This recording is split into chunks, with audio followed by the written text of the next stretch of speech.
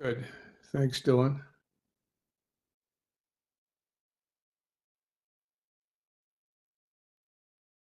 All right, go ahead.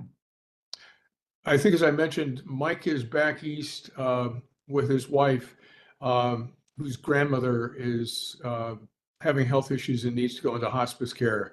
And I guess it's been a challenge for the family. So if somebody else would be willing to take minutes, I would be grateful. Anybody willing to take on that job? Great. Thank you, Dan. Yep. Appreciate it. Great. We have a guest coming at 6:10. I asked him to turn up at that time, Roger Kanu from the Department of Energy, to basically kind of talk about, as I think I mentioned in the note, money that's available in the form of incentives or rebates for folks who engage in weatherization efforts in their homes or are interested in buying heat pumps.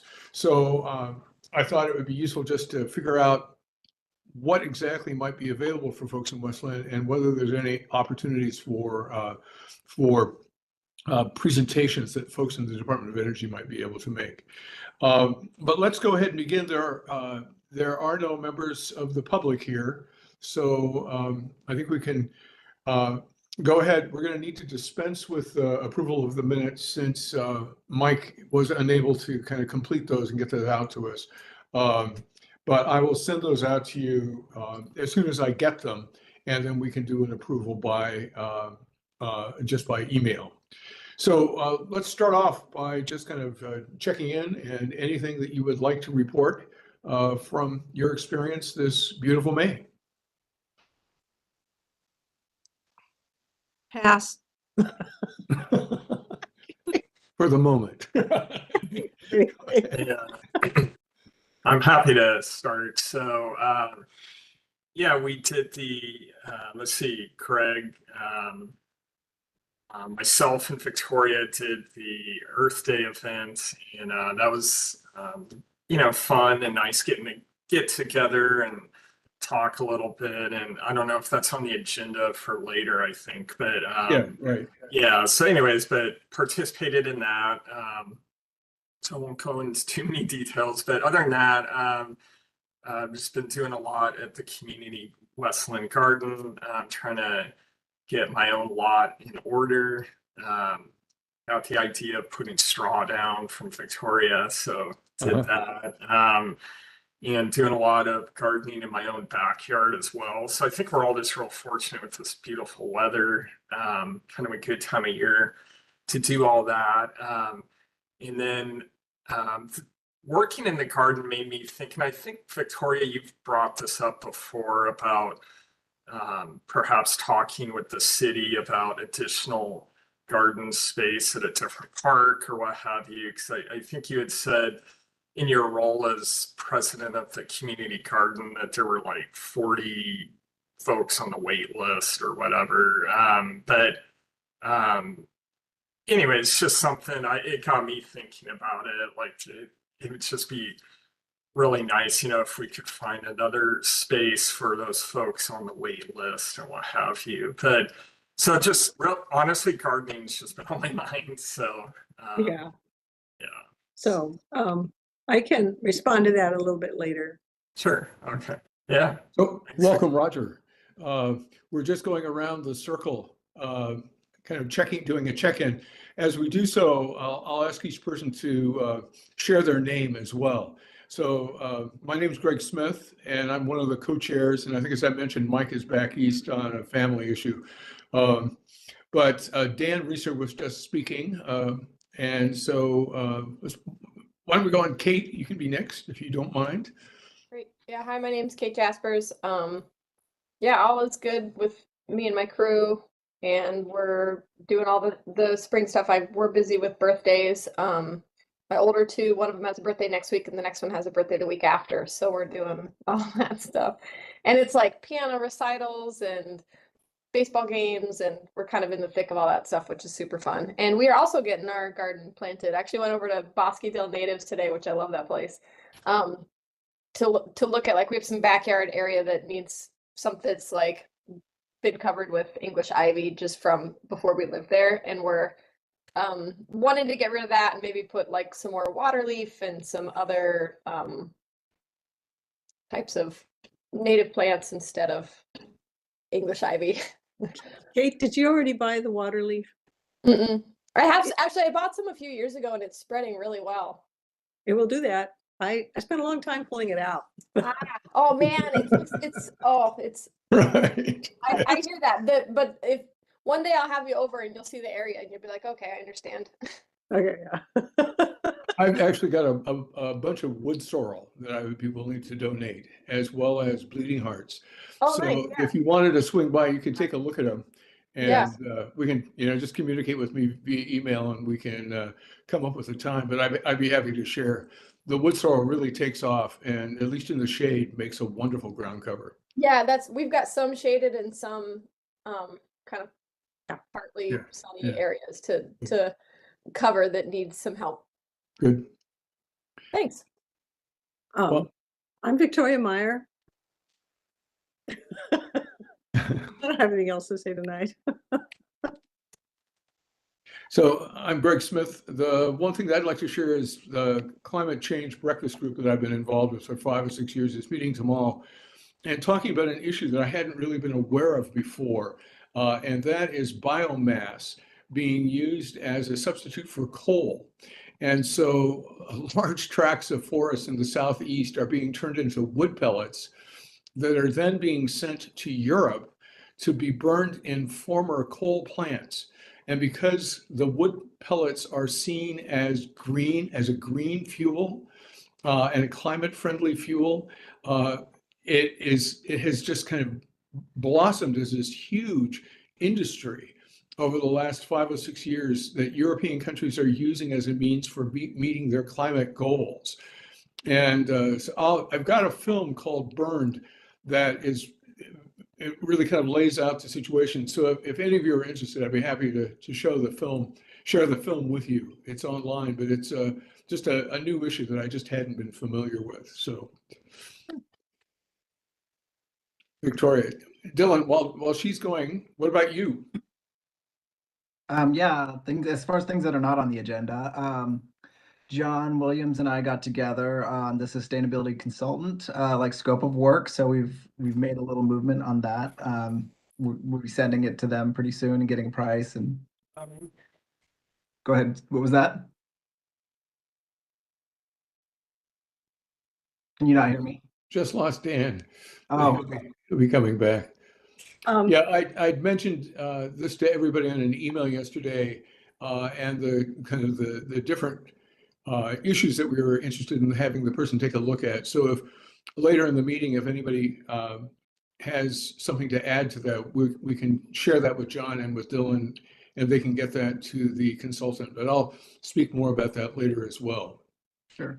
So, yes, Victoria. I do want to check in. Okay. A friend of mine who's known Lloyd Marbett for a long time loaned me this movie, which I watched a couple days ago, Atomic Bamboozle, and it's about the support of proliferating small nuclear reactors and those who are supporting them and the arguments against them. And I found it to be, actually, I thought I knew everything already, not the case. It's about a 45-minute, and it's well done. It's yeah. And is it available online? Can we stream it? I have no idea. This is a CD. Yeah. So I can, it's at atomicbamboozle.com, which I can put in the notes. Okay, great. Thank you. Yeah. Good. Well, let's move on to Roger, who has graciously kind of given up to some time to be able to share with us. I think our primary reason, as I mentioned in an email, for just checking in with you is just being aware that these rebates and incentives are out there, but also aware that they're primarily kind of pitched to folks who have lower incomes, and have wondered whether there is much sense in trying to do any kind of public presentation about the incentives and rebates for weatherization and heat pumps in a community like West Linn, and whether there are any folks in the Department of Energy who would be willing and able to come and maybe do one presentation at the library that we could stream as well as record so that it would be available to people just to inform them about the ins and outs of actually applying for the rebates and the incentives. So maybe you could tell us more about the program. Sure. So I think I understand what you just indicated, and that is if there are incentives and rebates for income populations that are higher than low income. Right. That would be sort of your focus because of the demographic there in Westland. Is that correct? Right. Yeah, although I was kind of hopeful that it might be possible for retired people to take advantage of some of those incentives, because when I looked at the average income of this area, a lot of retired people would fall within that middle category, and it seemed as though there were possibilities there. Sure, absolutely. I've been doing this a long time and worked for several utilities with incentive programs. And back in the, mid 90s, I mean, that's the way we rolled them out, is just like, come and get the incentives. And so it wasn't income qualified at all. Right. Back then. And as we moved along over the years, there seems to be much more focus toward low income. So you'll probably hear more about that as you look around the different incentive sites. Uh-huh. And that's because through locally where you're at, the Energy Trust of Oregon, they've done a lot of work for many years, over almost 25 years now. And they've hit a lot of the higher income market. And the legislature has kind of noticed that, and that's probably putting it lightly, saying that, we ought to probably do more for the low income customers out there. You also have the state's program for weatherization. I'm not sure if you're familiar with the weatherization assistance program, but it's funded by the federal level, comes down to the state gets it done at the local level. Right. So there's also that. But as far as what you can do as a city, there's some options. Let me share my screen if you don't mind. Oh, or can we? Yeah, Dylan, you can take care of that, right? The screen share. I think I can do it. You should be able to do it. Yeah. Okay. Here we go. Move over here to a PowerPoint that I got. Can you see that? Yes, it's coming up. Perfect.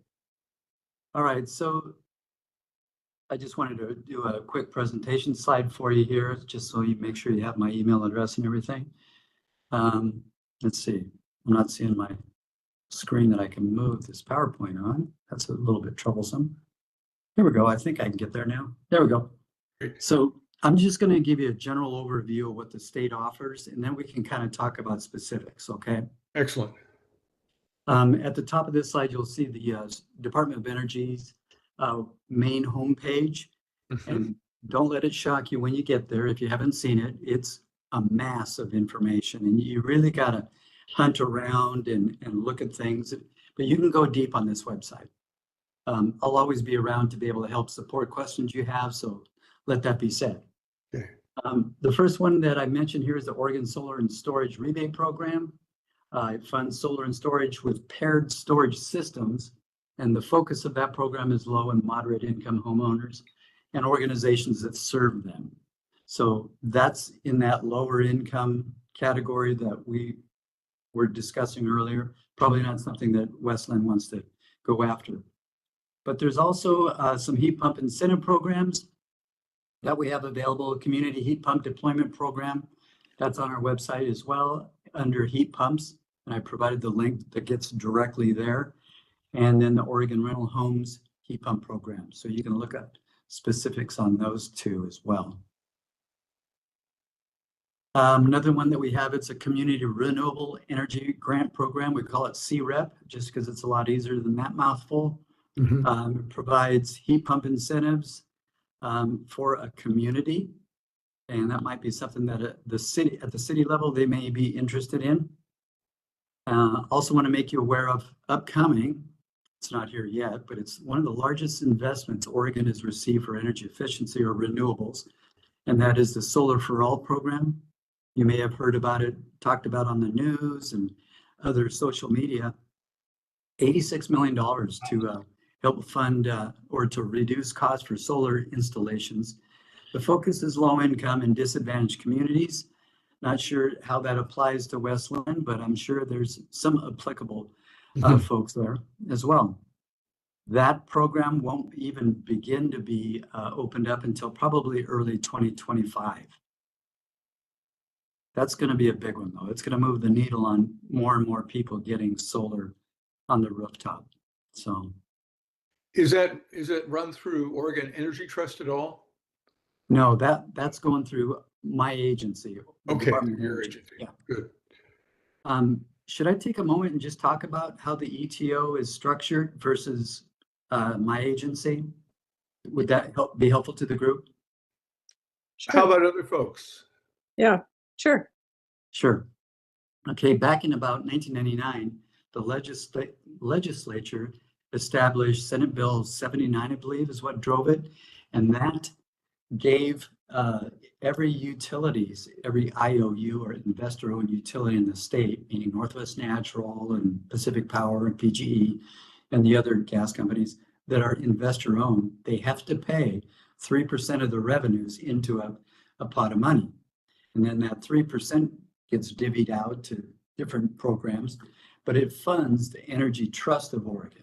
So in essence, Pacific Power and PGE, Northwest Natural's local utilities to West Linn, they pay for the Energy Trust of Oregon.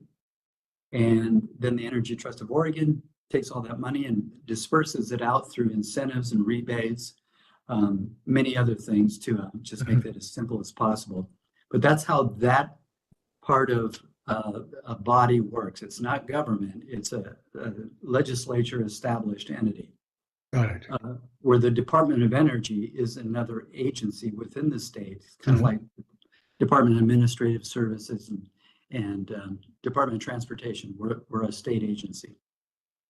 So Thank you. That's useful. yeah, a lot of people, they don't understand that, and it takes a little minute to get over that. One of the incentive programs that I specifically want to spend just a moment talking to you about is this one up on the screen now. It's the Energy Efficiency and Conservation Block Grant. It's designed for small cities within Oregon. The larger cities, they got a direct federal grant for what we call EECBG. That's the short acronym. So they got their direct award, whereas smaller cities didn't get a direct award. They shipped the money to the state, and now the state has the job of getting monies out to the smaller cities. And generally that means right around $35,000 or for 35,000 in population, excuse me. But really it's all the cities in Oregon, about 225 of them, that didn't get a direct sum of money from the federal level. And I believe West Linn is one of those cities. Yeah.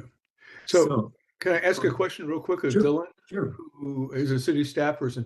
Dylan, do you know whether anybody has pursued those dollars? Not that I am aware of, but yeah, I'm not sure. Okay, thanks. I can answer that. Since I'm actually the program manager for this program, Okay, I receive all the incoming applications and we have not. Okay. West Linn. Okay, great. Thanks. And one of the reasons might be, as you notice the first bullet there, the first round, which is closing on the 21st of this month, the first round is actually focused only on disadvantaged communities. Okay. And I can go into it with you, but there's a map out there that shows what communities qualify. West Linn is not one of those communities. Okay. But the second round is going to open up on 5/22 and be open to all small cities. Great. West Linn would be considered in that. The reason why I bring this up is because you're a real good target to receive between $50,000 and $100,000 for a piece of this fund. You can use it for energy audits and upgrades to buildings within the city. So, if you have municipal buildings within the city that need upgrades, and there probably is, they can get a new HVAC system, or they can put solar on the rooftop, or they can do all sorts of things. They can also get an EV, electric vehicle, or as some of the cities have shown interest initially here, is they could do electric vehicle charging. Great. Yeah, those chargers are real popular nowadays because a lot of the smaller cities, they're off of I-5. They don't get the attention from other efforts. So yeah, it might be a good option for the city of West Linn to think about. And so this one is due on the 8th of July. Yeah, Second before round. the 8th of July. And if you hesitate too long, I have a feeling it'll be fully subscribed before that. It's a Uh-huh. first come, first served basis. Okay. All right. So I was looking at this again. I know we were pursuing another EV grant, and Public Works is pursuing this grant. So yeah. okay. All right. Well, tell them to get that application in because I'll be looking for you. Great. Good. Thank you for that. Okay. And there's the website if you want to look at it more. Okay. Let's see. And then I wanted to talk briefly about ETO incentives because you had talked about heat pumps and those sort of things. You can Uh-huh. get all this information on the websites that I'm sharing with you here. Ductless heat pumps between $500 and $1,000. And this is for anybody. This isn't for low income or moderate income. This is for anybody. Okay. Heat pump replacement for an electric furnace. And oh, by the way, I'll share the slide deck with you so you don't have to worry about remembering all these. Great. Good. Thank you. Yeah, makes writing a whole lot easier there, Greg. And for the ductless heat pumps, would that just be one ductless heat pump? Because I could imagine, like in a home, if you didn't want to replace like an electric furnace, you might have 2 or 3 of the ductless heat pumps. Right. And would it Absolutely. actually cover 2 or 3 of them? Yes. It would. Okay. Yep. Great. Yep. So there's a website for residential incentives at the Energy Trust of Oregon. And then I didn't get into commercial buildings, but they do a lot of work there, and Uh-huh. industrial and agricultural work as well. So you have those to fall back on. I included a new construction, but before I even get into that concept, let me talk about photo incentives that are coming. Sorry. There are, I hit the wrong button about twice here. Have you heard about the IRA, Yes. Inflation Reduction Act, and all of the incentives for what's called the Homes in Here Yes. program?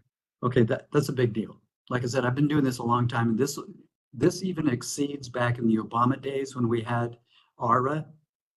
This exceeds that. This is more money than I've ever seen coming into Oregon, ever. Okay. These incentives will wrap on top of any other incentives that are flowing out there in the marketplace too. So if it's $500 for a ductless heat pump, you may get an additional $500 from the IRA, the homes program. And they're substantial. There's a couple of different ways you can go with the IRA. You can go with the homes program or the HERE program. I won't get into too much detail what that means, but there's different ways of measuring energy savings that would qualify you. There's different income brackets that will qualify you for a specific incentive. So it gets to be kind of a matrix, but I just want to make you aware that this should be coming available by the beginning of next year. And would that information about that be at that website that's at the bottom of the page? It is, but it's a bit buried in there yet because Yeah. we have just applied for it. Okay. And when you apply for something like that, we haven't got a response back yet. Like, yes, Oregon's a go. And so we don't know, but we're Yeah. pretty sure that we're going to get these funds. So it'll be substantial and it'll work all across Oregon, every city, every territory. So a very good thing. Do you have a sense about when information about it, like what the program will actually be like, will be online? Yeah, probably fall, like Fall, October. okay. Yeah, I'm thinking about October. But just to note, when you go to the Department of Energy's website, you can sign up for email. Okay. Those little announcements that'll come out and make you aware of program changes. So that's a real good thing too, is Okay. you want to keep aware.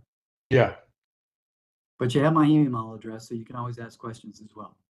Great. Thank you. Yeah.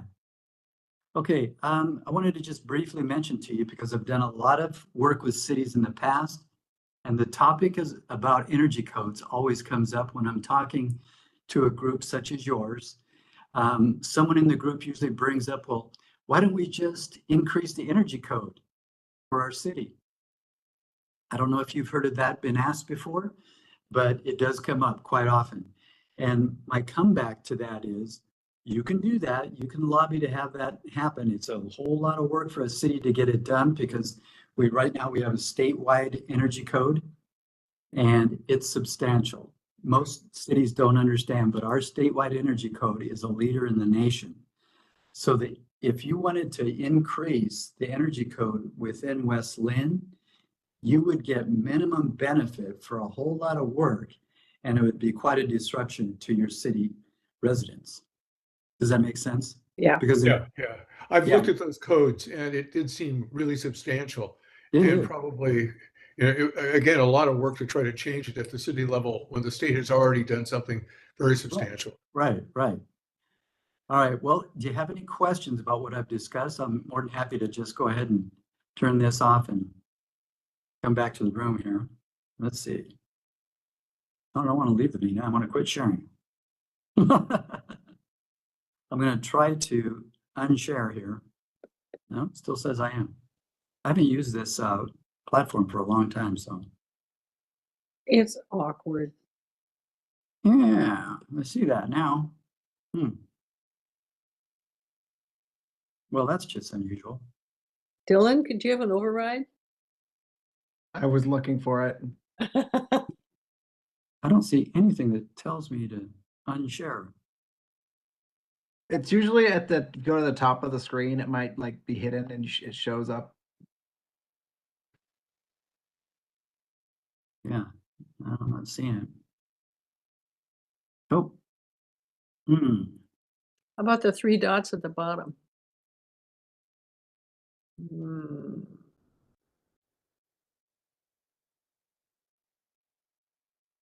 don't think that's doing it.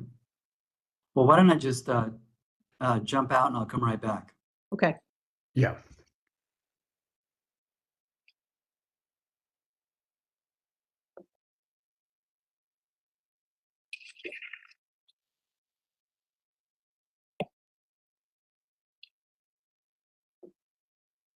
So while he's doing that, Dan and Kate, do you have any questions for him? I don't necessarily, but I'm really glad he's going to share the slide deck because I want to look a lot of those links and learn some more about it. Yeah. Yeah, and I agree. It would be great to get a copy of that, and I'll explore the website as well that he was talking about. But yeah, it sounds like a great opportunity for the city to get some additional money, which maybe that new position, that person could look into that as well. Right. Did I understand correctly that the Public Works is pursuing that funding? There we go. Yeah, I was just looking at that, the email I had on that. They are pursuing a grant from the Oregon Department of Energy, but I'm not sure it's that exact same one. It was Oregon Department of Energy, but I don't know the name specifically. Okay. Right. Okay. Well, it seems worth at least sharing with them that specific grant stream. Since it's $50,000 to $100,000, and it sounds like it'd be pretty straightforward to get it. So, particularly like with the chargers, that would be a great start for that. So, Very little time left. yeah. Well, if they've already been working on a grant, though, they may have all of the information kind of assembled, and they can just fit it into this new one. So, okay. And West Linn is in a real good position too. You have staff where I'm working with some cities, they don't have any staff. They have like the director of planning. It's got a million things going on and they don't have any time to write a grant. Right. So right. Is it a challenging grant to pull together? not at all. Not at all. Okay. If you've done one, you'll know how to do this one. Yeah, great. Yeah. So that's about it for what I have for you. Have you got any questions for me? Well, I guess one of my questions would be when the information about the dollars that will be available through the IRA and the Infrastructure Grant Act, once that is decided, how easy will it be for homeowners to actually apply for those incentives or rebates? That's such a good question. It's really the trick because it's so confusing usually Yeah. to, you know, like a lot of people, they don't even understand how to go to the Energy Trust of Oregon website and look it up. Yeah. Right. So it is a problem. What we've done is we're trying to get the Energy Trust and this fund combined so it won't look like a whole bunch of different options. It'll look like one area to apply for. And we're well aware we've got what we call the one-stop shop, and it'll bring all this information together in one place. I'm probably making it sound real easy, but that's our thinking at this point in time. Uh-huh. And have you folks at Energy Trust thought about trying to put together some kind of educational packet that might be available online that would really kind of Sure. clarify the process so that folks for whom, you know, seeking these dollars is not something that is familiar to them, Right. they would be able to easily do, because we see this as a way to really kind of enhance Westland's climate goals, to have more and more people actually make the conversion to heat pumps, Mhm. particularly. So I guess that would be one question. Right. Absolutely. We're going to try to make it as easy as possible. Our communications director is phenomenal when it comes to printing out brochures and that sort of thing, making it all online, social media announcements, those kind of thing. Yep, we'll go there. Good. And another question is, like, we've got oil heat where I am. We'd love to kind of switch to heat pumps, but almost all the incentives are for folks who are kind of moving from an electrical or natural gas system, in part because of the, you know, the way that Energy Trust is funded and works. Will any of these new funds be applicable to Yes. folks who have oil Yeah, furnaces? they'll be looking for you. Okay. Yours is such a good example. And Roger, if your group is creating, you know, Is the meeting started? Oops. Oh, sorry. That is just. can you guys hear me? Yep, we can hear you now. Roger, Oh, feedback. can you not hear me? Can hear you now. So just curious if we could help with outreach, like with the flyers and things of that nature. Absolutely. Yeah, once we get to that point, we can discuss how to go about that. Right. Would it make sense for like one of us to write an op-ed for the local paper, as well as including like an article in like the city has a twice yearly newsletter that's distributed to the citizens, and it seems like the fall would be a good time to be able to share information, you know, very briefly in that publication, but a longer op-ed could go into the paper as well. Right, right. No, I think that's a really strong idea. I'll communicate that to our communications department as well. I'm sure they're planning on some events with the League of Oregon Cities Yeah. and counties and that sort of thing. So we can hit a lot of cities at one time. Yeah, that would be great. And in terms of like op-eds, if your communications folks could put together like a series of talking points or like major issues that need to be kind of addressed in any kind of communication to the public about this, so that we don't confuse people more, that we Right. really give them the real story. Right, absolutely. I was thinking how we hand out literature from a table frequently in the summer, especially at the fair. And if you have brochures, we could disperse those at the fair in July. Very good, very good. I can't think of any brochures that we currently have because we haven't had a mass program like the one that's coming. Yeah. But once that does come, yeah, those brochures would be available. Okay. That there would be a way to pull together just kind of a short page that would kind of indicate like the possibilities that exist out there. I think so. And just let them know that although the actual incentives that are kind of hoped for in October are not going to be made available until then, we can still let people know that there are these sites worth checking, and that they should just keep their eyes open for these possibilities. Yeah, I like that. and where to check back, right? Yeah. Okay, I made a note of that one. Okay. Great. Any other questions from the rest of you? I guess I got one last question with regard to heat pumps. Sure. And one of the reasons my wife and I have been a little hesitant about installing a heat pump is the fact that the refrigerants have such a high global warming potential. Most of them that are being used right now, unlike the heat pumps in Europe, which have transitioned to another refrigerant with low global warming potential. Do you know where things stand right now in Oregon with regard to shifting to the heat pumps that will have the kinds of refrigerants now being used in Europe? I've asked Energy Trust that question and nobody ever knows the answer. So I was hoping maybe you do. Well, I haven't heard the latest, but I remember them moving from Freon to Puron, and that was really helpful. And there is work, I know, at the federal level. I meet with the US DOE on a regular basis, and those folks are working on the same thing. So the standards are being put in place. I don't know where they're at as far as implementation.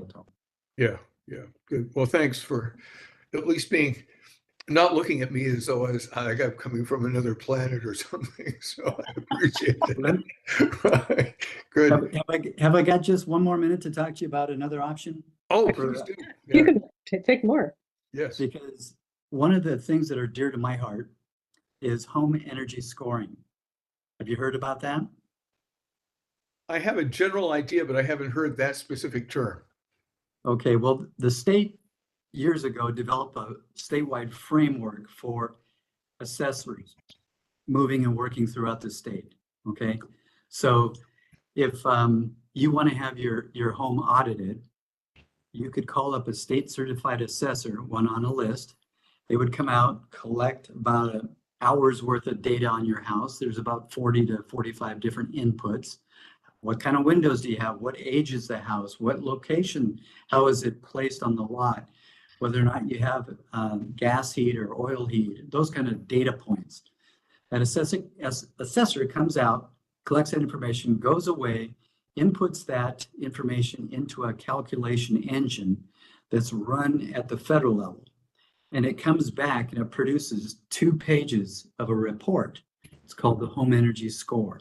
And on that score, it shows 0 to 10, 10 being the best energy use, 0 being the worst. It's like miles per gallon. So, or a nutrition label is another way to look at it. People just really appreciate understanding when they go to purchase a house, what is the energy rating of the house? Like your miles per gallon when you go purchase a car, right? So what the state did is we developed this framework for cities to pick up and implement a mandatory home energy score policy. So you probably heard about this happening in Portland, Hillsborough, Milwaukee, and now Bend. And what happens every time a house is listed for sale, that causes a trigger requiring a home energy score to be collected. That score gets placed on the dining room table there within the house. It also gets placed on the multiple listing service and even out there on websites like Zillow and Redfin. So you can drive by the house and look and see what the score is and all of the attributes within the house. The other thing that it produces is what are the priorities that you should be thinking of as a homeowner or potential homeowner of upgrading the house. Because over the years, I've talked to so many people and they get all excited about replacing windows when they should be talking about replacing insulation or putting more insulation. It's that prioritization for the money you spend. What's the payback period, right? The ROI. And this product, this home energy score, does that all for a consumer. And it's wonderful. Oregon is a national leader. We just won another national award with the US DOE, and we're going gangbusters with this program. I just wanted to make your team aware of it, because some climate action groups like Ashland right now is considering talking with the city about it to implement within their city boundaries. So And how much does it cost to have an auditor come and actually score your home?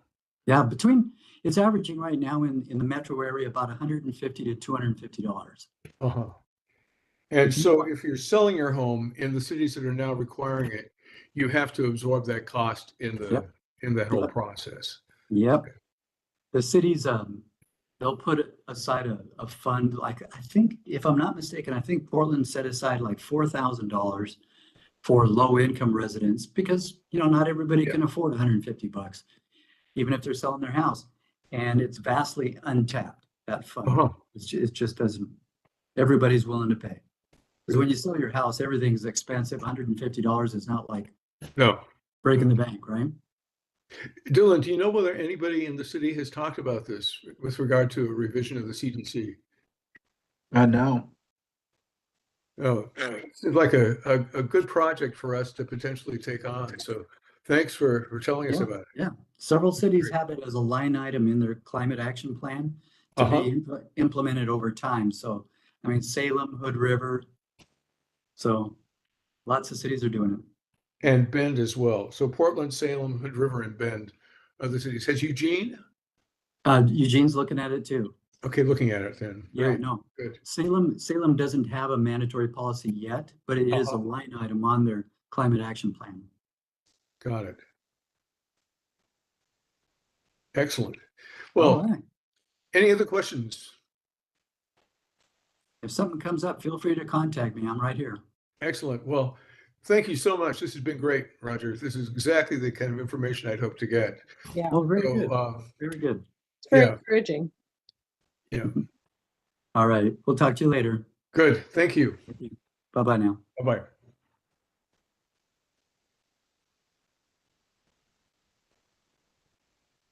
So any thoughts or reactions to that?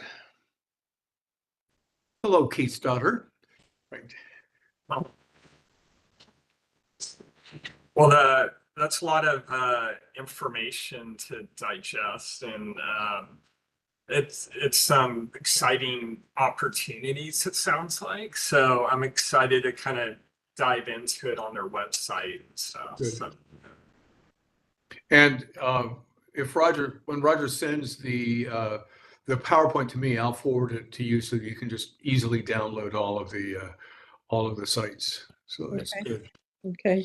Anything else? Um, Well, what are your thoughts about kind of investigating more the home energy savings, the home energy score, and seeing how other people have in other cities have gone about making that a requirement for home sales? I like it. yeah, I think that'd be worth investigating, and I think I have some time next month. I could work on that if y'all want. Oh, that would be great. Good. Anything else? I was before just moving thinking on? I would be interested in like getting that done myself. Just Right, yeah. see how useful it feels, Yeah, Yeah. you've got solar panels and vegetable gardens and Yeah, but we have old windows and we have, all that kind of stuff. So it's like that idea of like what's the next best thing, to work on, like bang for your buck is an interesting thing to think about. yeah, that's very helpful, I think. Yeah. Kate, I really like the Madonna halo effect. Yeah, isn't it? I know the light behind me is a little funny. Right. Yeah. Good. Do you see how it makes, look at the light right behind me. It looks like my head is glowing. Do you see that? She's got a halo. She's See got- the light like Yeah. right there. Yeah.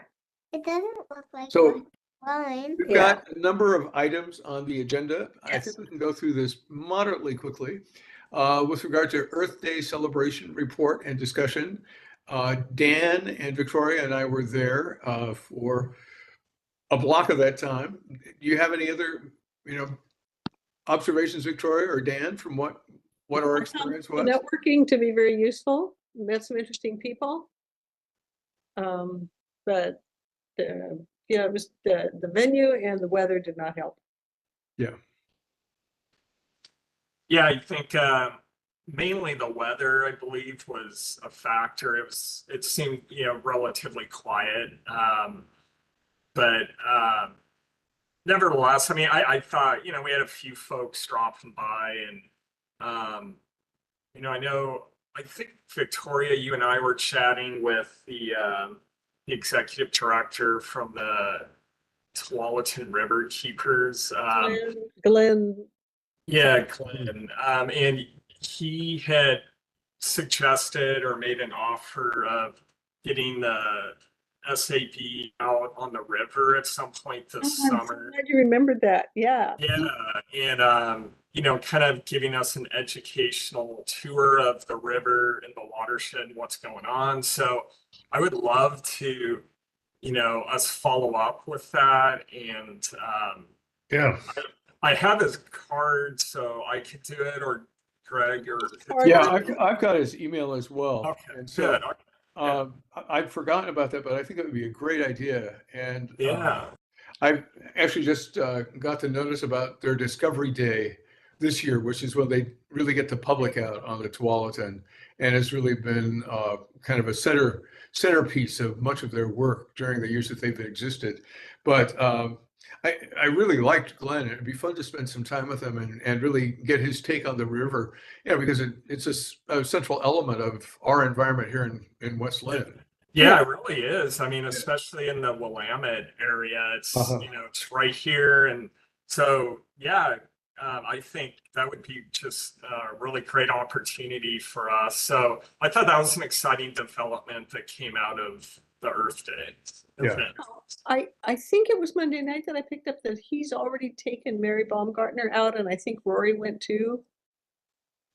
I'm not sure about Rory, but I know that Mary was right there talking to him, and she's already gone out with him. So, but he might be willing to take us too. I would be happy to contact him and see how would we organize all of us to find a time to do such a thing. Well, I think we probably need just to send out a kind of a doodle poll in terms of possible Saturdays when people are around, and then kind of approach him with 2 or 3 possibilities in mind. I'll do that. Yeah, great. Good. Okay. I guess my sense was that the population that came through last year was much higher when we were in I guess they call it the cider hall, which is the one that was adjoining the outdoor space that we were in this year. And I think what I realized was that the charity thought that we were going to be in the cider hall, but an opportunity to rent it out kind of arose. And so the owners of the place, obviously took that opportunity, which I can understand. It raises some questions about like whether or not we might want to try to find another venue where we're kind of more guaranteed of the spot. And I know that the Lake Oswego Sustainability Network works with the Lake Oswego School District and has actually a number of their annual events in a middle school. And so it's possible that we could approach like a school district to try to do that. I was at the Crest Earth Day event the week before ours, and that was really quite well attended over in Wilsonville. And so it seems like it's possible. What I'm unclear about is whether the school district would be okay having people who have small businesses basically share their wares inside the school. Do you have any sense about that, Dylan? Like, it seemed like it would be just a wrinkle to the whole thing that would be problematic if I were a school administrator. Yeah, I'm not sure what their policy is on that kind of stuff. Yeah. But again, I think what was valuable about it was just, since we didn't see a lot of members of the public, was just the interaction of the folks from the different groups who were there, and that really was enjoyable, and I think valuable, just in terms of helping people see that there are other like-minded folks out there in the community who are trying to do similar things. So that's good. So I think we can talk further. I'll try to talk with folks at the school at some point about whether it'd be possible to hold it in one of the schools next year, and see like whether that might be a route to pursue as well. Yeah, that I know that when I wanted to take a poster just to a couple of schools to put up, that had to go through the administration. Right. Just to put a poster up. Yeah. So I'll see whether there might be any willingness to do that. Moving on, with regard to the resolution about the fossil fuel powered tools, appliances, and furnaces, Victoria and I went to the city council meeting. It was passed on Monday night, and so that is going to now be at least something that people take into consideration when equipment and furnaces and appliances need to be replaced.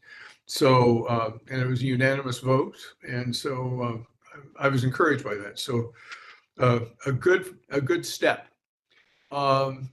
With regard to the recreation center planners, I had a chance to talk with them, with Megan this morning, and asked about a variety of things that I'd included in that list that I'd sent out to you. And if you'd like, I'll go through their responses rapidly, just so you can see like what they're planning on.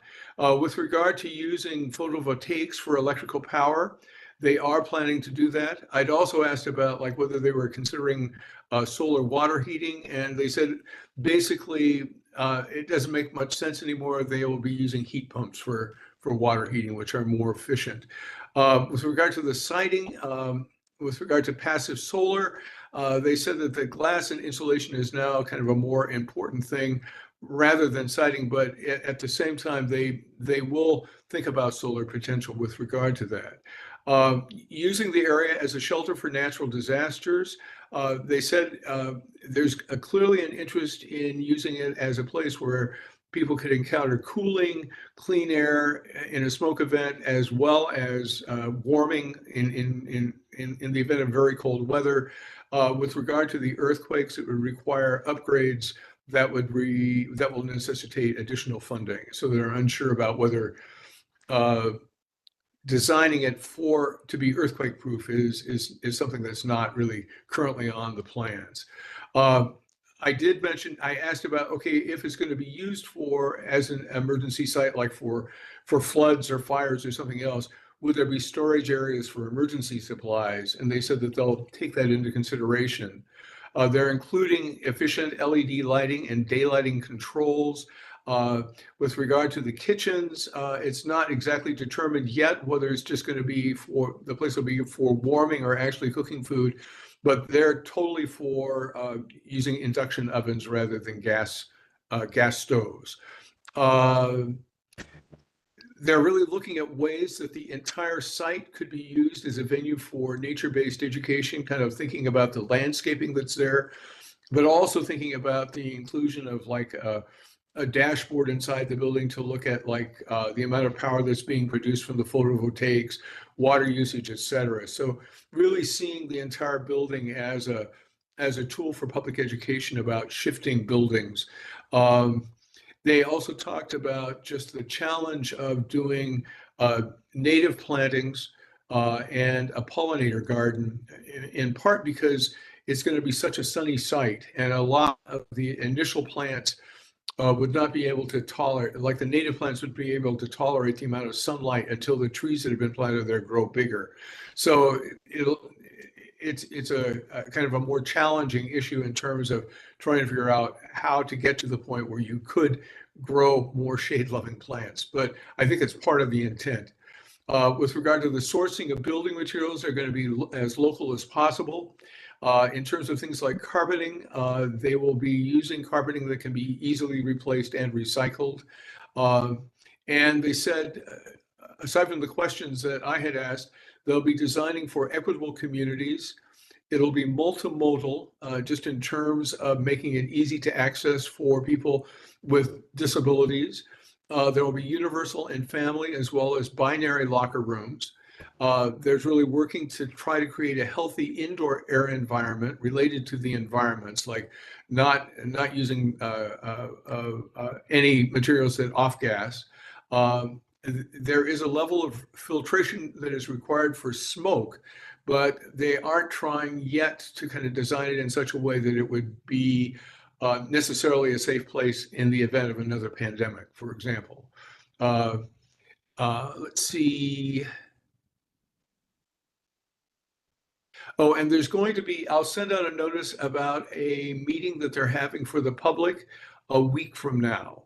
And they're hoping to get, again, more public input about what's going on. But they were really grateful just to have the opportunity to talk to somebody from the SAB about like our concerns. It was a good conversation. I was really impressed with their familiarity with the kinds of issues that I was raising. This is Yes. awesome. I have known about this this architectural firm for a couple of decades, and they have been working on sustainable architecture all this time. Jim Cavillage, I've met him, and it's his firm.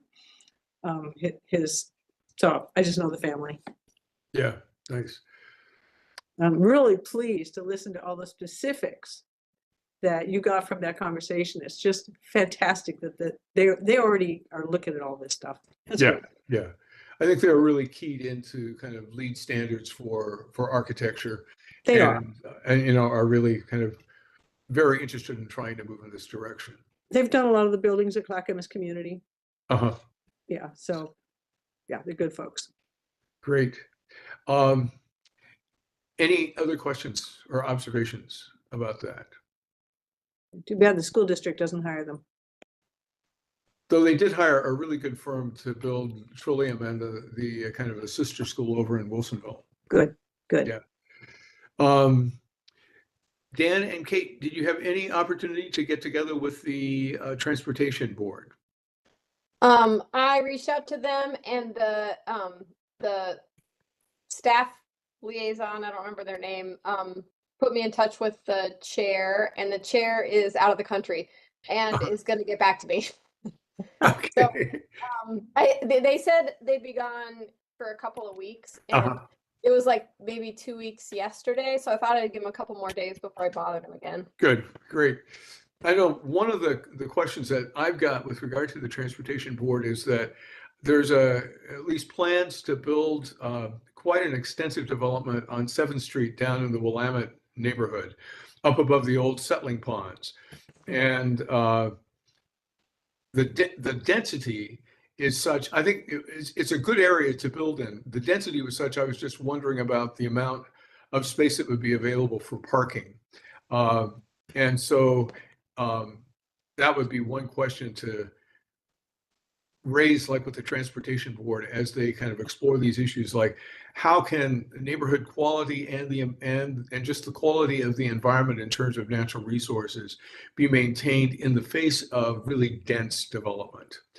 They're actually kind of looking at putting, I think, 52 duplexes, well, like, yeah, 52 units, but 26 separate duplexes through that area. So is that all, Craig, is that all residential then? It's all residential, yeah.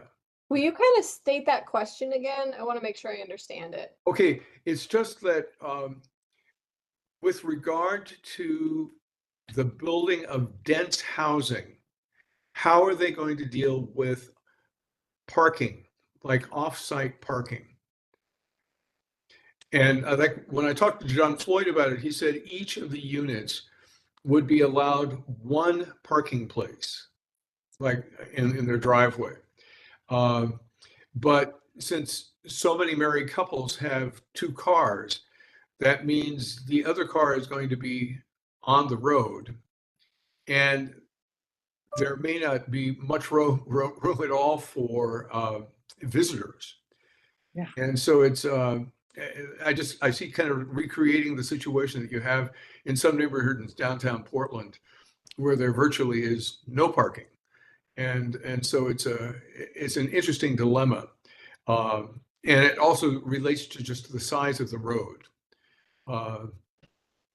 So how will the transportation board deal with road size and parking in neighborhoods that are going to be very densely developed?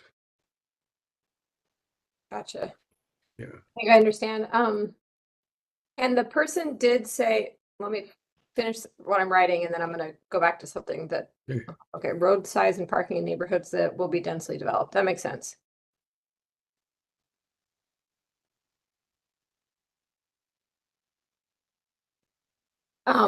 You can look at the dilemma right now, like on 9th Street, where 4 houses are being built about 5 feet apart from one another on a very narrow road that is off of a kind of a narrow driveway that's off of a very narrow road. And so, like where we live, there's no parking allowed on Volp Street. So people park when they come to visit us in the park, in the parking Yeah. lot in the park. But there's no place like that there for them to have visitors park. So it is just a dilemma. Yeah. Yeah. The person that I'd emailed from I think the staff contact was Eric Lace. Yes. Does that sound right, Dylan? He's Yeah. head of Department of Transportation. Okay, yeah, and he was saying that our timing is great because they've just begun to talk about pedestrian improvements, sidewalks throughout the city at the recent advisory board meetings for them. And they are going to have more discussion on that topic at their next meeting in June. And Uh-huh. and then he put me in touch with the chair, and that's who is out of town. Uh-huh. Good. Well, that's been a huge kind of issue over on 9th Street because there isn't a sidewalk all the way up to the hill. And it's a street that is 15 feet wide in much of its length. And so it was really dangerous when building was going on for kids to get to and from school. Yeah, Craig, I've driven by that location, and that was one thing that struck me was how narrow the roads were. Yeah. And the sidewalks are missing on most of the road. Yeah. Right. So- Yeah. So it's a challenge. So great. Report back to us on what you learned. But I think having some kind of interaction back and forth clearly is related to a lot of the sustainability concerns that we're interested in.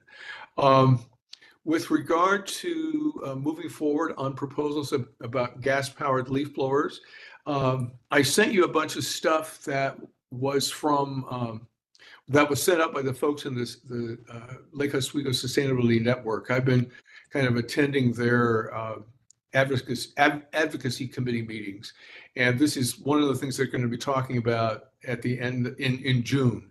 And so did other people have a chance to take a look at any of it? Just real briefly, yes. Yeah. Yeah, same. So anything that struck you that we should keep in mind? Nothing in particular other than, yeah, I would like to attend that next meeting. That's you said June coming up. Uh-huh. Yeah, so if you go, Craig, maybe I'll go with you on that. I'll check with Lisa to see whether that would be okay, but I think, yeah, I think you'd be welcome to. The things that struck me when I kind of read through the information was that there was like a 2-year lead time, like an almost 2-year lead time, kind of preparing the public for it. So the resolution was just passed and it won't begin until 2026. And then they had a clause that people they would have to use electric powered leaf blowers or couldn't use gas powered leaf blowers between January and September for the first 2 years that it was being implemented, but could use the gas powered leaf blowers between September and December when there are more leaves and they're heavier, and the current kind of status of the electric leaf blowers don't have the power to be able to actually effectively move the leaves, particularly for people in commercial establishments who have their own landscaping businesses. That's very interesting. Yeah. And Craig, did you say that just applied to residential, right? Not commercial? Or... No, it was commercial and residential. Oh, okay. Wow. Okay. Yeah. And that's just for the first 2 years. After 2028, then it would all have to be electric powered. But they were really concerned about the equity issues. And the way that they dealt with it is that, like, if the only people who could be fined for using a gas powered leaf blower would be the homeowners. And they would be fined if they used a gas-powered leaf blower or if they hired a landscaping firm that used a gas-powered leaf blower. So the landscaping firms themselves would be held innocent, but they wouldn't be able to work for folks who were unwilling to take that risk. But it seemed like a good way to move. And the other thing is that they were working closely with Multnomah County, which has also kind of passed for the county as a whole. It must be like for the non places that are not part of a particular urban area. The county is providing money to help small businesses purchase gas-powered leaf blowers. So they would pay half the cost. I mean, purchase mean electric-powered leaf electric, blowers. yeah. Yeah, they would supply half the cost for those. So I thought that there was a lot there where people were really kind of taking into consideration the concerns that have come up in our conversations, and so that there was kind of useful things to learn from them. And did they talk about enforcement at all? Or- It's all complaint based. Okay. That's fair. Yeah. Yeah. So like with the city as well. And so when the complaint came in, let's say, is that law enforcement that goes out and gives a citation, or is it?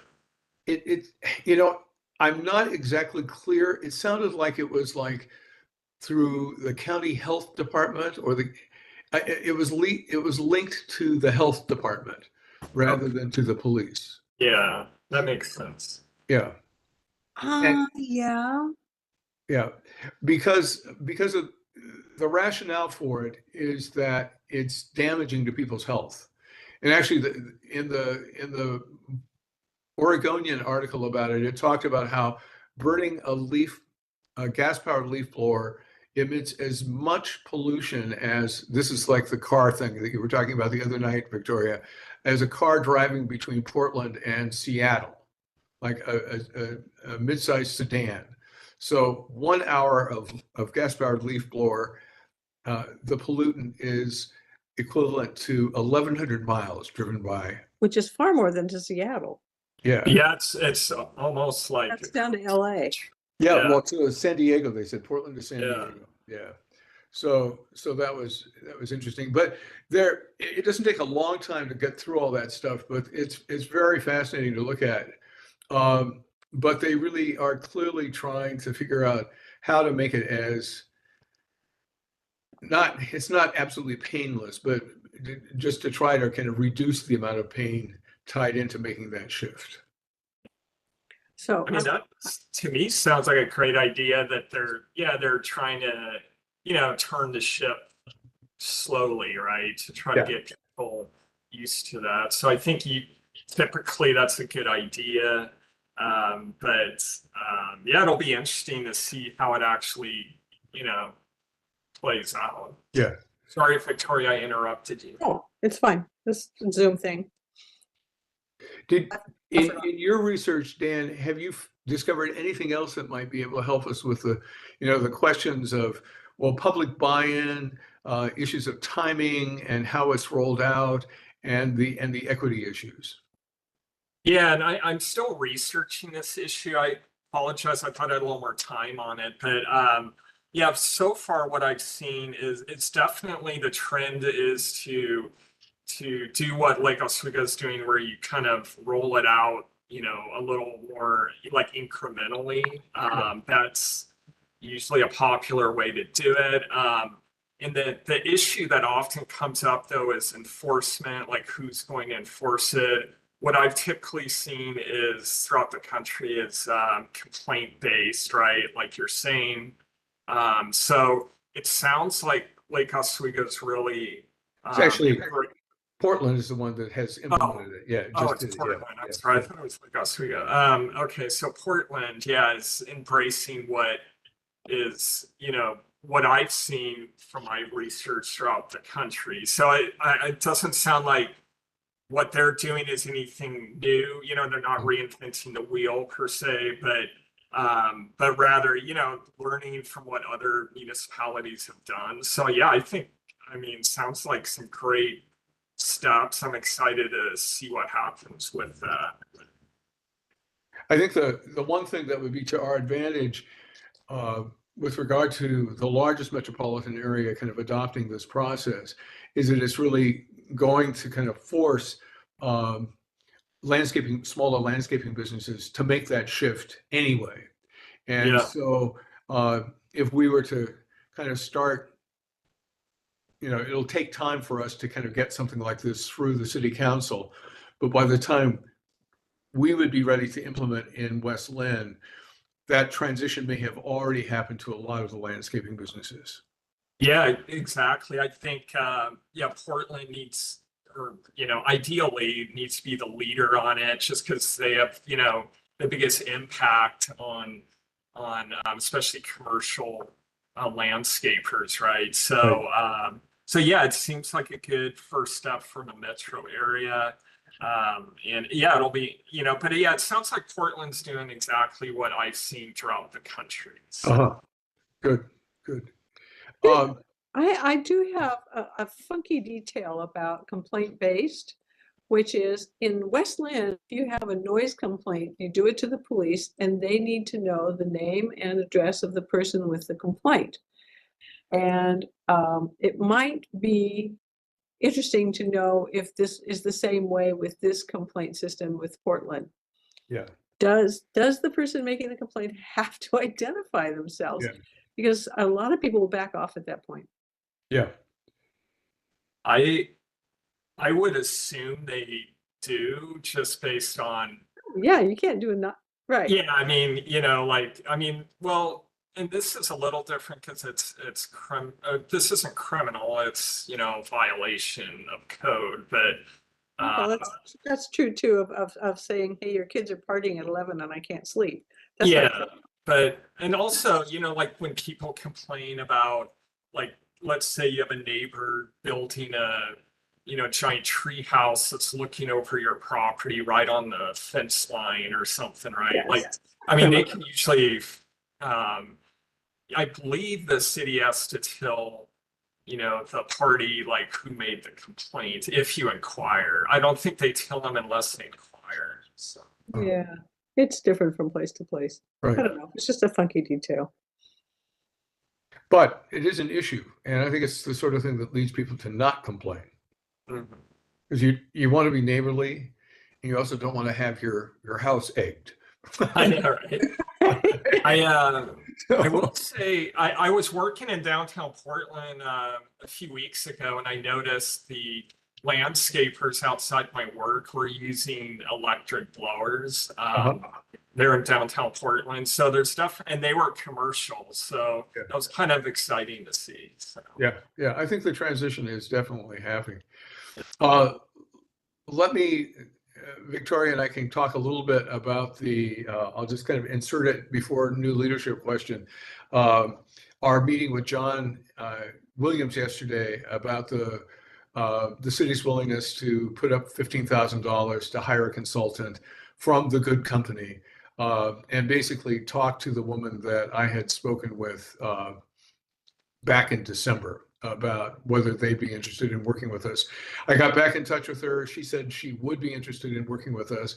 And so when we talked with John, he basically kind of laid out the proposal of what they were going to share with her, so that they were really interested in trying to get some guidance about just the timing of enacting elements of our climate action plan, as well as the sustainability strategic plan. Given the fact that the city has limited funding and no staff person, so how to address these kinds of things, and what kind of funding from the feds or from the state would be available to basically begin addressing the elements that ought to be addressed sooner than later, and helping with the writing of that grant or grant proposals. And kind of supporting staff people to basically complete that process. So all of that seems really hopeful, but we wanted to just check with you two to see if you had any other kinds of ideas about, given the fact that it's just $15,000 and this kind of overall vision that we have for how they might spend their time, are there any other things that you think that we ought to kind of include in our our conversations with the consultant about what we want them to do. We could also send this out in an email so you have a time to look at it carefully. I had thought we'd be able to do that by tonight's meeting, but I think I did. uh, Did you get that email? Did you get an email just about the?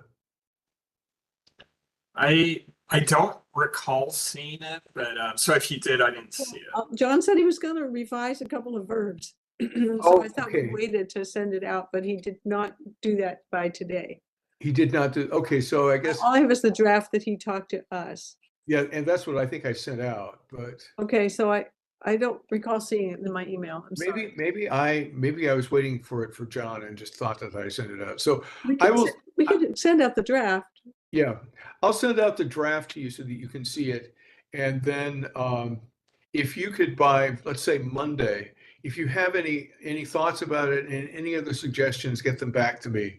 And we can, try to see how we can fold it into whatever it is that we share with the potential consultant. I do have one thing I want to add, which is he was very encouraging about our timing of putting this forth because Right, yeah, they're going to start their 2-year budget, talking about things this fall, working on it over the winter, and by spring, putting in the next 2-year budget. So it would be great to have this in the budget, and we have a good window right now to do that. yeah.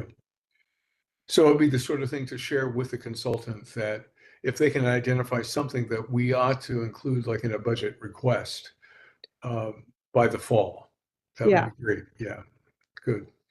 And Dylan, are you still on? Oh, I think Yeah, I'm still here. Sorry, I'm Okay. multitasking. I'm No, that's okay. and Well, I it's just trying to get access to a building, so I'm trying to email a bunch of people, text a Okay, bunch that's of people. fine. So I just Dylan, wanted, it's okay. I just wanted to thank you for, your help in kind of bringing this about too. So thanks, Very much. appreciate it. Yeah. Good. You can go back to multitasking. You can go back to multitasking. I'm here, I'm listening. I'm just also texting a bunch of people, All trying to right. get them in the building. Good luck. Okay. So, with regard to new leadership for SAB, Mike had checked with Dylan to find out like whether, is it possible that one of us could stay on or both of us? And Dylan said, no, the basic understanding is that there's a shift in leadership every 2 years. So it's just like a 2-year term. So I will have to step down at the end of June. And then Mike will be stepping down at the end of December. So is there anybody who would be willing to step up? And as I think I said in my note, I'm more than happy to help out, like with agenda creation and being a gopher and talking to folks at the city as I have been doing.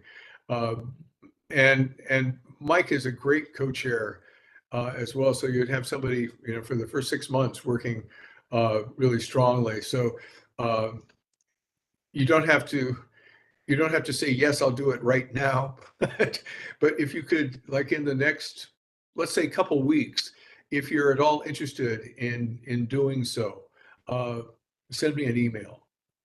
And other than that, we'll just draw straws at some point, right? I've gotten the short straw before in my life. Yeah, that's right. And I know, like, I ended up in this position because I think Terry was missing a number of meetings for different trips, and then he asked me to be take notes, and the taking notes kind of led into being Yeah, that was naughty of Terry. co-chair. I says, "Oh, you're co-chair now." So that's how that happened. But just get in touch with me in the next couple of weeks if you're willing to That's do how I ended up helping to run the garden. Somebody wanted me to make a phone call. that. So anything more? Does anybody kind of envision themselves being able to step into this role without saying yes, you're going to do it?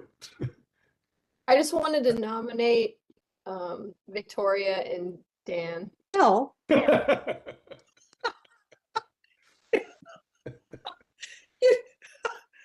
oh God. In my classroom, Kate, person who does that is named to do it. You just nominated yourself. I don't have a classroom anymore. Well, the other thing I could do is just, if you're curious about like how much time it takes and the rest, give me a call. I'd be happy to chat and just, give you a kind of a more realistic impression of what all of this entails. Yeah, and that's what I would love. Maybe I'll call you, Greg. I'm just Yeah. curious. I mean, I'm interested in it, or helping out in any way I can, but I just worry about the time commitment. I don't want to say I'll do something if I can't deliver, but yeah, definitely whether it be in June or December, I could probably do it, but I would like to talk with you first about. Yeah, sure. Right. Yeah. Why don't we just have a separate video call about that? Okay. Sure. Yeah. Then Good. all of us would get that information at the same time, Yeah.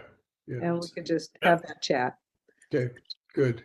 So it sounds like, Kate, you probably are overwhelmed with childcare and don't care to think about doing this at all. Yeah, and honestly, the biggest thing, I don't feel like I don't have the knowledge to do it, I don't think. So Exactly how I feel, Kate. I just look at I sit in a meeting with Greg talking to somebody, and I just think, well, I'm glad he's talking because I don't have any of this background information. I can't retain it either. I think, well, all right. So if I could be a figurehead and just run a meeting and everybody else does all the thinking, okay. It's just really lame, but there it is. So that's my part of the discussion. I do not feel competent at all. And I think my attitude is, Kate, you seem far more competent than I feel. it's funny. It's the halo effect over there. You are two very competent women.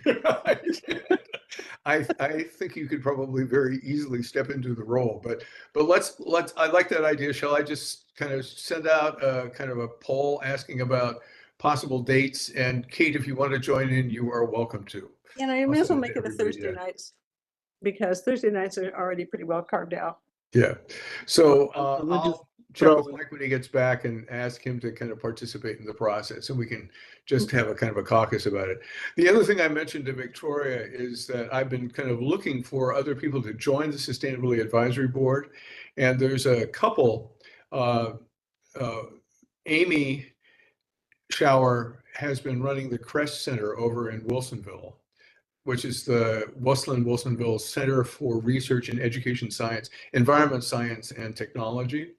And then Jay is a science teacher at Wilsonville High School. And I've known them for years, and both of them are retiring shortly. And I think they would make great additions. Either one of them would make a great addition to the SAB. And I think after 6 months or a year, they would be willing to take on like a leadership position and be able to do it really competently. And then Victoria mentioned somebody that she knows as well that she thinks would probably be willing to sit on the. Also a science teacher, high school science teacher. Yeah, right. So I think we're kind of looking for folks. If either of you know of people as well, like I think the board will be stronger if we had 7, and it just means that we've got like a larger number of people that we can draw on for leadership roles too. So let me know about that. So I think that gives me some direction about how to proceed with the leadership question. Any new business? No, we didn't talk about number 12, the regarding food waste composting. Oh, that's right. I was going to ask Dylan where that stands. Dylan, come back from your multitasking. I'm still fully here. Okay. What was I going to say? So I sent out a doodle poll or a poll for that to the people who expressed interest, and I just haven't heard back from everyone yet. Mike was one of those people that was interested in being on that task force, And I right? think I had said I would be too. Oh, it was you. Was it you and Victoria then? It may be. I said I was, and I already answered. You answered, yeah, okay. I maybe mistakenly thought there was Mike. So I will just add you to the poll, Greg, and then maybe we'll get going. And I still was waiting on a counselor as well. Okay, Mary Baumgartner's the one who started this. Ask her. yeah, good point. She can add that to her multiple sorts of things that she's working on. Good. For other new business, Victoria, you mentioned earlier that you would talk about trying to expand the Westland Garden. I think you already looked into it and it was kind of a no-go, but I was just kind of curious about that. I couldn't quite hear, Dan. Expand what? Oh, the garden. The community garden. Yeah. Sure, I'll try and do that in under a minute. I had a meeting last year with the then superintendent, Ken, what's his name? Worcester. And he gave me a lot of time, said essentially that our plots are twice as big or more than every other garden he's ever visited. And what we ought to do is cut them all in half. 160 people. And and when I balked and said something about all of the paperwork, he said, oh, well, just do it through the city like they do the classes in Parks and Rec. But I spoke with the other directors and they're very unwilling to let the city take that over because we have more control if we're on the ground there. So. Who was that again that said that to you? The previous superintendent of Parks and Rec. Ken Worcester. Have you talked with Megan about it? No, there was another Ken after Worcester and before Megan. Oh, no, that's right. I'm trying to remember his name. As Ken W also. Ken Warner. Yeah. Warner, yeah. Warner, So right, it was right. he that I had that talk with. So right now our waiting list is about 16. It's about a year or more long. Well, and the other thing that had come up earlier in conversations was that to some extent it was waiting on a decision about Oppenlander, whether the city was going to be able to Right. And we talked purchase about other Oppenlander. sites and he said it's terribly expensive putting in water, a main water, a Yeah. water main. Essentially, it's about $10,000 to put one in, even just here at the fire station in Sunset. So he was discouraging in a kind way. Mhm. He said, we already have a big, beautiful garden, and if you have people on the list, cut the plots in half. Well, I would mention I went out to Gladstone last week. City of Gladstone has huge garden plots, bigger than ours, Victoria. So, Okay. but anyways, honestly they're like 30 feet by 20 by 30 feet, so they're quite a bit bigger. Yeah. And then but yeah, I just in my thought I was just like maybe if there was another one on the other side of Westland, it just seems like there's so much interest and Well, Rosemont is so centrally located. It'd be really nice to have it up at Oppenlander, but yeah. again, that is dependent on this lawsuit. Yeah. And there actually is a community garden over at Robinwood Station. Yeah, and they're only about, how many did I hear? Maybe 12 at the most gardeners. Uh-huh. Yeah. And it's run completely differently. Right. It is truly communal. Right. Carol Breik helps to run that. Right. Right. So I think it's worth continuing to have a conversation about it, particularly if the city is able to get Oppenlander. And Dylan, do you know where that stands right now? I don't. I think there's still some backroom negotiating happening I'm not part of. And then the trial I believe is sometime in June. I thought it was in July. Maybe July. I was Could reading be. the tidings sometime It's June. getting pushed around, yeah. Yeah. It's just such a pity. So I think we are at the end of our agenda and at the end of our time. So I can move that we adjourn the meeting. Thank you for your good energy. And Thanks to all of you. Thanks, Yes. everybody. Yeah, thanks. To So I you, think Dylan. stuff is happening. It was really reassuring this week to to both get the resolution passed and get movement on the sustainability consultant, and have the input that we were able to have with regard to the parks and rec, the new recreation center. So let's see how we can keep moving. And I think the conversation with Roger was really encouraging, and definitely worth trying to figure out how we can kind of get the news out to Westland residents and encourage them to take advantage of these sources of funding. And hopefully at the city, Dylan, you can share like what he shared with regard to the money that's available through that one grant stream for for either HVAC systems or for the charging stations. Yeah, $50,000 is it's something. It's not. yeah, I've already shared it with